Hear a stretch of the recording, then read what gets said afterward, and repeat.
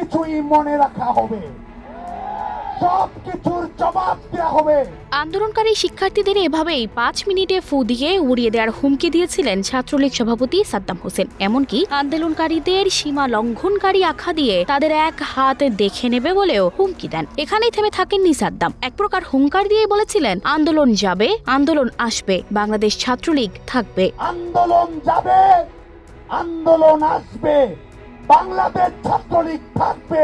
আন্দোলন চলাকালীন সময় সবকিছু মনে রাখা হবে এবং সময় মতো জবাব দেয়া হবে বলেছিলেন এই ছাত্রলীগ সভাপতি। ছাত্রদের নিন্দা করা সহ বিরোধী দলকে কটূক্তি করতেও বাদ যাননি তিনি। সভাপতি হিসেবে ঘোষণা দিয়েছিলেন ছাত্রলীগের সাংগঠনিক শৃঙ্খলা ভঙ্গ করলে কাউকে ছাড় দেয়া হবে না। তবে গত 5 আগস্ট সরকার পদত্যাগ করে ভারতে পালিয়ে গেলে আওয়ামী লীগের অন্যান্য নেতাকর্মীদের সাথে খোঁজ মেলে না এই ছাত্রলীগ সভাপতিরও। তবে কি তিনিও গা ঢাকা দিলেন নাকি গোপনে দেশ ত্যাগ করলেন? ছাত্রলীগের সভাপতি হিসেবে বলছি, কাউকে ছাড় দেওয়া হবে।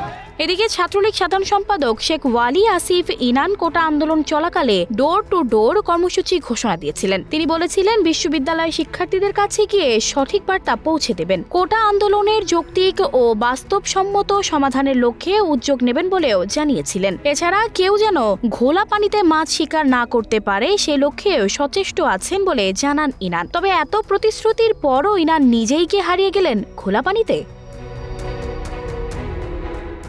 গুঞ্জন আছে ছাত্রলীগ সভাপতি সাদ্দাম হোসেন ও সাধারণ সম্পাদক শেখ ওয়ালি আসিফ ইনান বিপদ আজ করতে পেরে সরকার পদত্যাগের আগেই রাতারাতি ভারত পালিয়ে গেছেন। কেউ কেউ বলছেন তারা দেশেই গা ঢাকা দিয়েছেন, পালানোর সুযোগ পাননি। তবে আদতে তারা কোথায় আছেন সেই বিষয়ে কোনো নিশ্চিত তথ্য পাওয়া যায়নি এখনো পর্যন্ত।